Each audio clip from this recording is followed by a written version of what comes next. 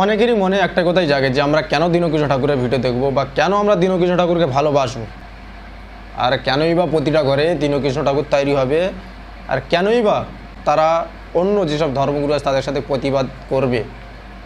তো আজকে তোমাদেরকে একটা ছোট ক্লিপ ভিডিও দেখাবো। হ্যাঁ, সেই ভিডিওর মাধ্যমে তোমরা বুঝতে পারবে যে আমরা কেন দীনকৃষ্ণ ঠাকুরকে ভালোবাসি আর কেন তার মতামত নিয়ে আমরা চলি। তো চলো আজকে সেই ছোট্ট ক্লিপটা তোমাদেরকে দেখাই, দেখো তোমরা আগে। তবে কাল্পনিক ভগবানে নয়, বাস্তব ভগবানে আমি বিশ্বাস করি। কাঁদলে যে সামনে আসে, পাগলে যাকে পাওয়া যায় সেই তো ভগবান।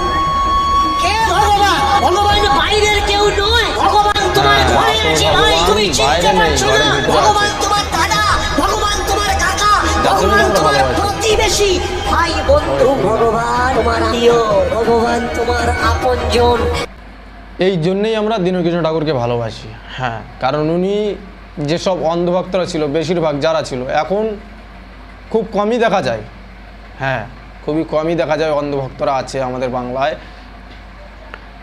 তো এই জন্যই আমরা দীনকৃষ্ণ ঠাকুরকে ভালোবাসি, কারণ উনি আমাদেরকে চোখে আঙুল দিয়ে দেখিয়ে দিয়েছেন যে কে আসল ভগবান।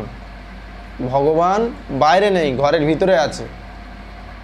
যারা বলছিল না, কিছু কিছু ধর্মগুরুদের মুখে শুনেছি, বাবা কাকা জেঠা ভাই বোন এসব মায়া, এসব মায়ার জাল, এরা কেউ তোমার সাথে থাকবে না, এরা কেউ তোমার সাথ দেবে না, এরা কেউ তোমার কেউ না, তুমি একা এসেছো পৃথিবীতে, তুমি একাই যাবে। আরে সে তো সবাই জানে, এই পৃথিবীতে সবাই একা এসছে, সবাই একাই যাবে। তা বলে তো আমরা আসলটাকে ভুলে নকলকে ধরবো? সেটাই আমাদেরকে চোখে আঙুল দিয়ে শিখিয়ে দিয়েছে যে কে আসল ভগবান।